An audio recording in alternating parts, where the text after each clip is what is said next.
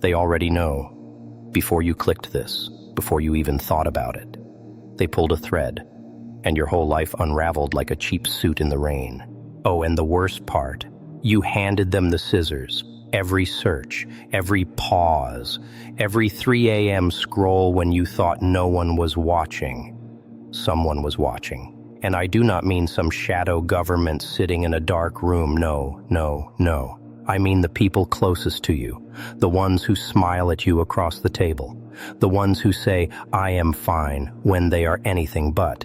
They found something. And now, everything they thought they knew about you has shifted, like a painting tilted just 1 degree. It looks almost the same, but you can tell. Oh, you can always tell. So sit down, get comfortable, because I'm going to walk you through exactly what they found, exactly what it means, and exactly why you cannot unknow what I am about to tell you. I have been watching people unravel my whole life, not with ropes, not with chains, with truth, just truth, slipped under the door like a note, quiet, polite, devastating. And what I have learned, what nobody ever wants to admit, is that the people who love you are also the people building the case against you, not out of malice, oh no, out of curiosity, which is so much worse, because malice has limits. Curiosity never stops digging. It started small. It always starts small. A notification they were not supposed to see, a name that appeared where it should not have appeared, a timestamp that did not match your story, just a crack, hairline thin. But I have never met a wall that stayed standing once the crack found the foundation.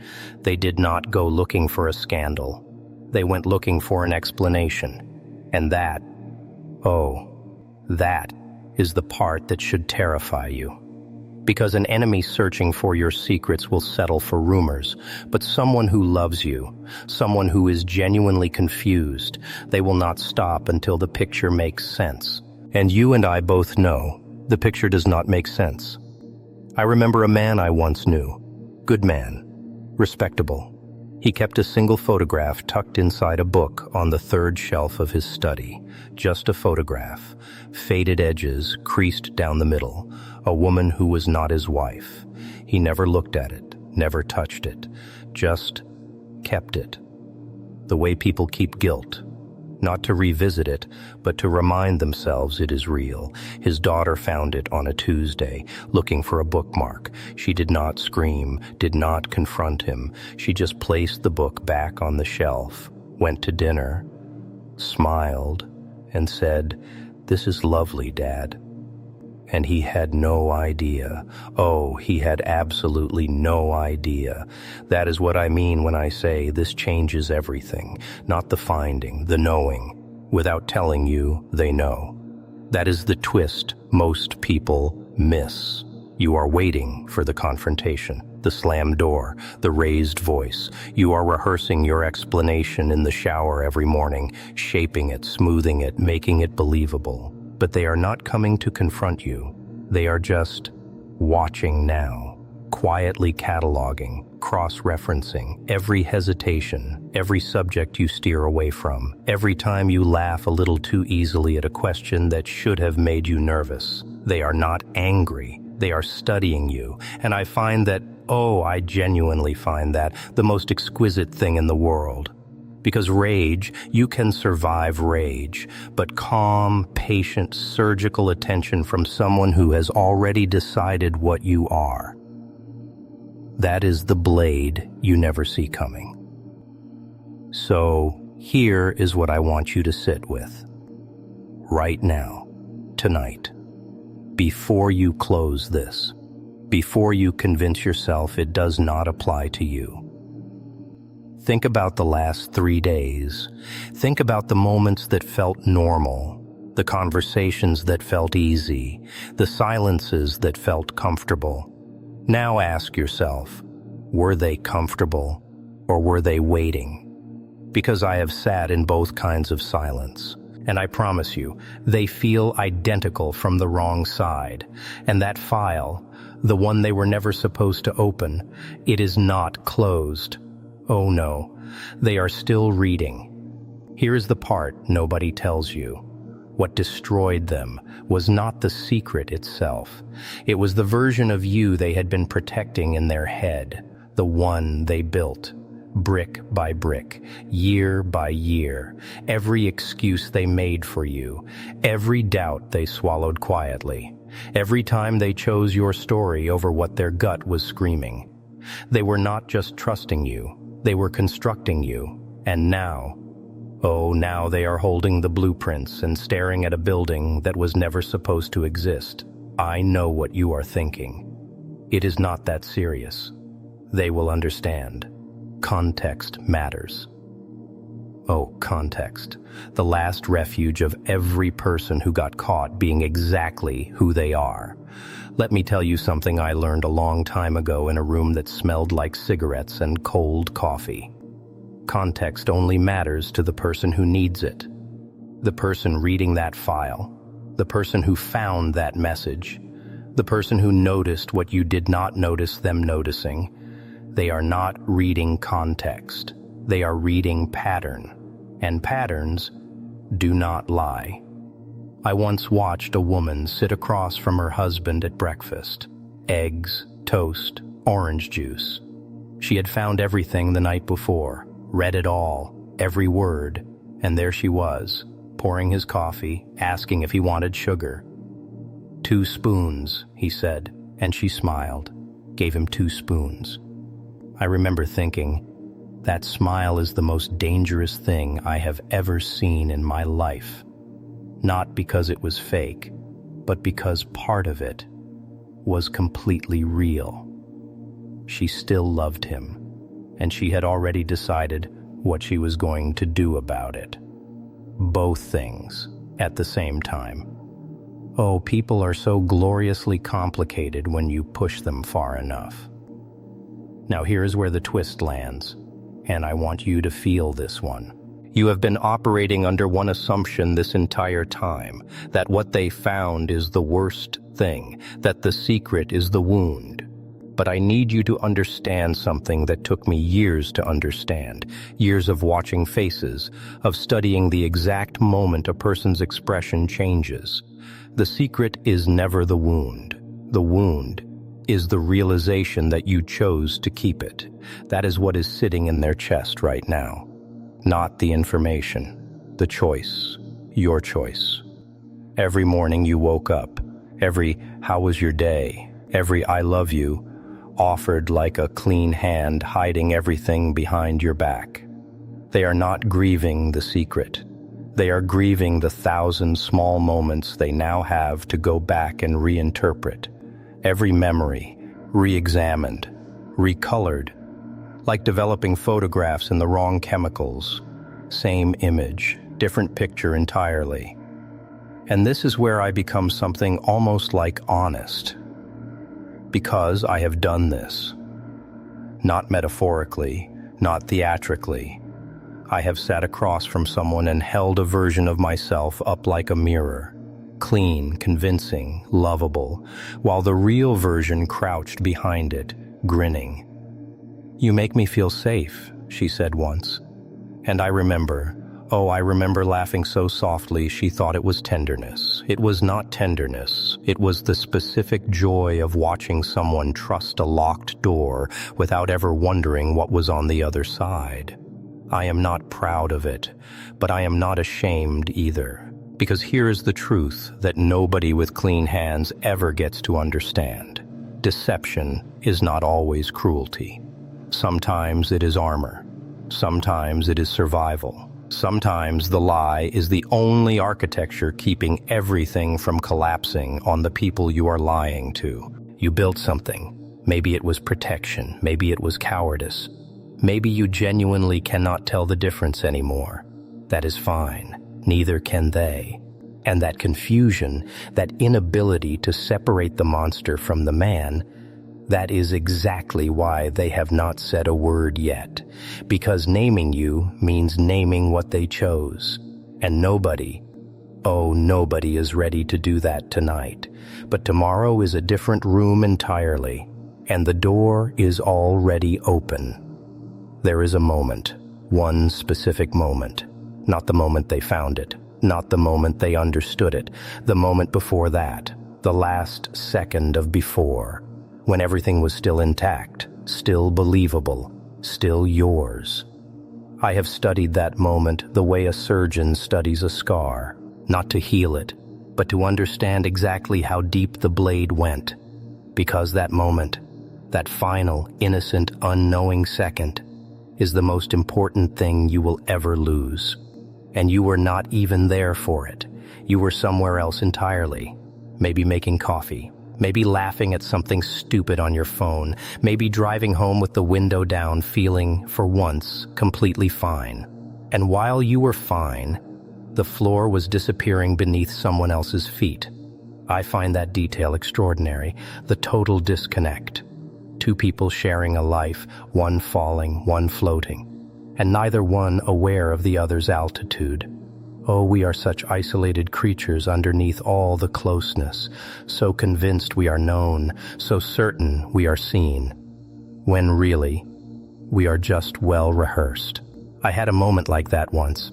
I will not dress it up. I was standing at a window, rain on the glass, city lights bleeding through the water like ink, and someone behind me said, "I think I have been wrong about you this whole time."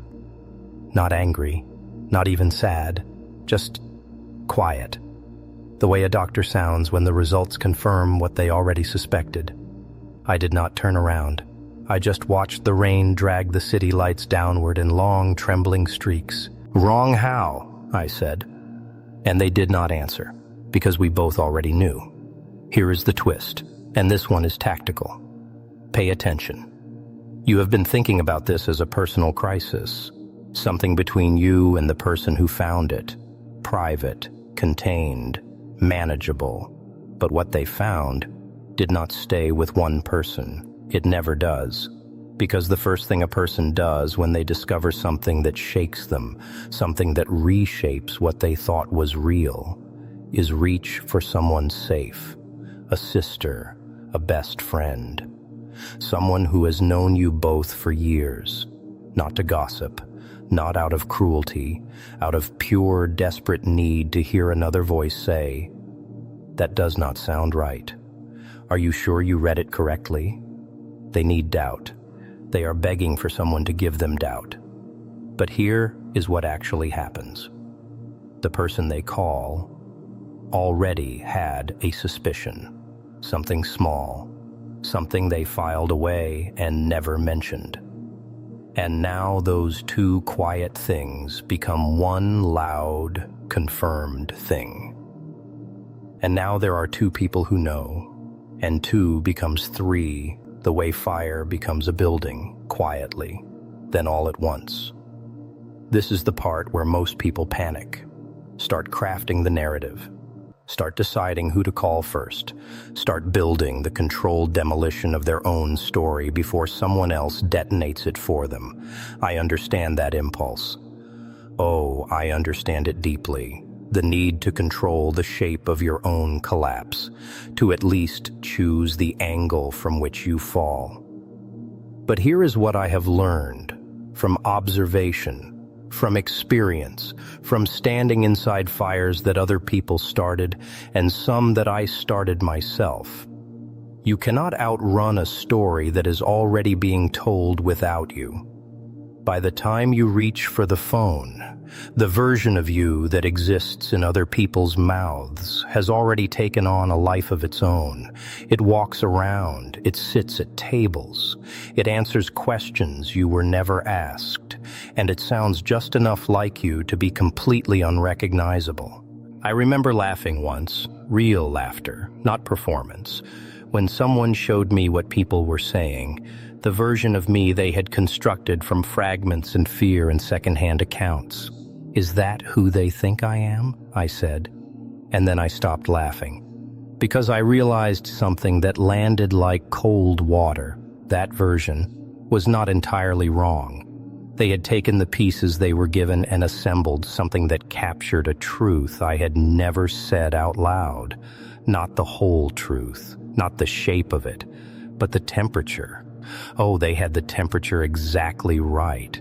And that was the thing that quietly unmade me for a very long time. Because there is nothing more disorienting than being understood by people who do not know you. Nothing more exposing than a stranger's guess that lands directly in the center of everything you have been hiding. You want to correct them. You want to say, "No, you have it wrong. That is not the reason. That is not the shape of it." But the words do not come. Because correcting them means admitting there is something to correct. And admitting that means the door is open. The real door, not the one they found, the one behind it. That door has been there your whole life. And tonight, for the first time, someone else has their hand on the handle.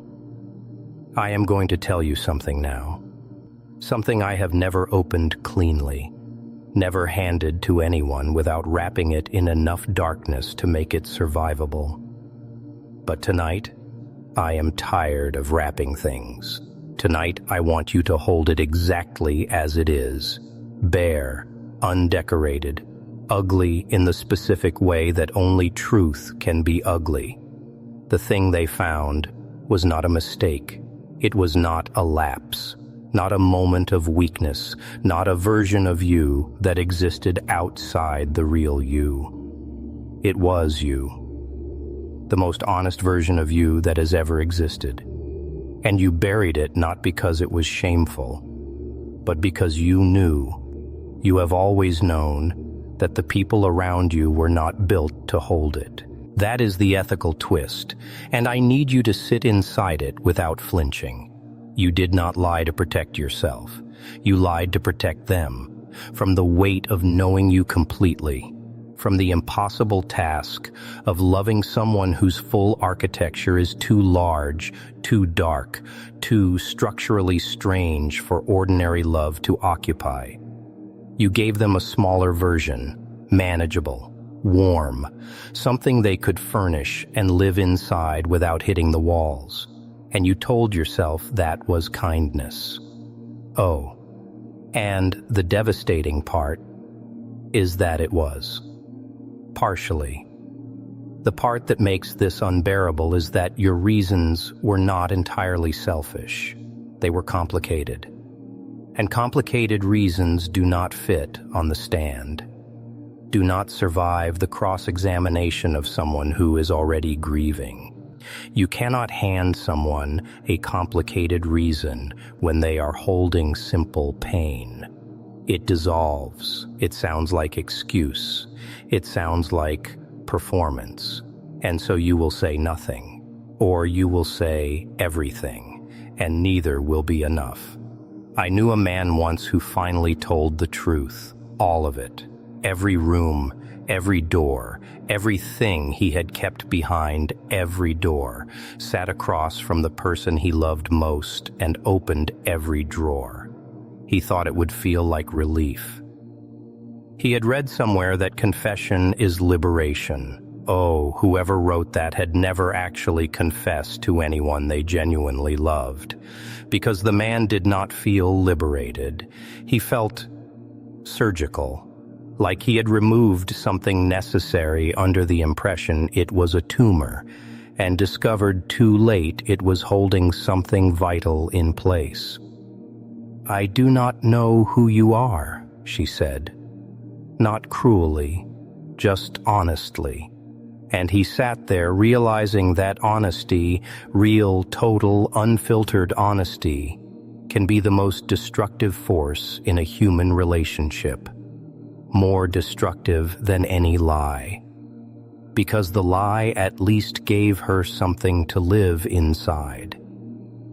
The truth left her standing in an empty field, holding the blueprints of a house that no longer existed. And now I arrive at the part I have been circling since the very beginning.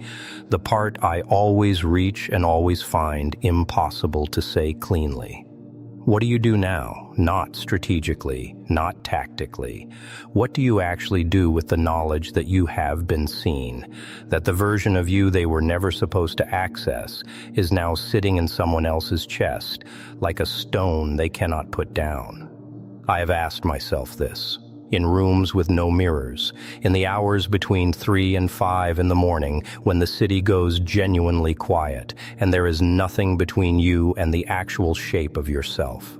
I have asked it sincerely, without the laugh, without the theater, just the question, naked and cold. What do you do when the carefully constructed distance between who you are and who you let them see finally collapses? And here is the only answer I have ever found that felt even partially true. You do not fix it. You do not explain it. You do not reframe it. You do not build a newer, more convincing architecture over the ruins of the old one. You simply decide who you are now that the distance is gone. Because here is what they found. Not the secret, not the message, not the timestamp or the name or the thing you thought was safely buried under years of careful living. They found the gap. The space between the person you perform and the person you actually are at 3 in the morning when there is no audience. And the gap, oh, the gap is the real thing. The gap is the most honest thing about you. Because the gap is where you actually live, not in the story you tell, not in the version you present, in the distance between them. I live there too. I have always lived there, in the space between the laughter and the reason for it. Between the cruelty and the wound that taught me cruelty was safer than softness. Between the monster they see and the child who became him in a room nobody ever talks about. I am not asking for your sympathy. I am not constructed for sympathy, but I am asking, just for this moment, for your recognition, that you have a gap too, that the thing they found is just the address of your gap, and that maybe, just maybe, the reason it terrifies you this much is not because they know, it is because now you have to decide whether to finally know it too. They are waiting. Not at the door, not with a confrontation prepared. They are waiting inside the ordinary, inside tomorrow morning's breakfast, inside the next conversation that sounds like every other conversation but will never feel like one again. They are waiting to see which version of you walks in, the performed one or the real one. And for the first time in your life, you actually have to choose. So choose carefully, because I have made that choice before. And I will tell you this much. The version I chose made me exactly what you see.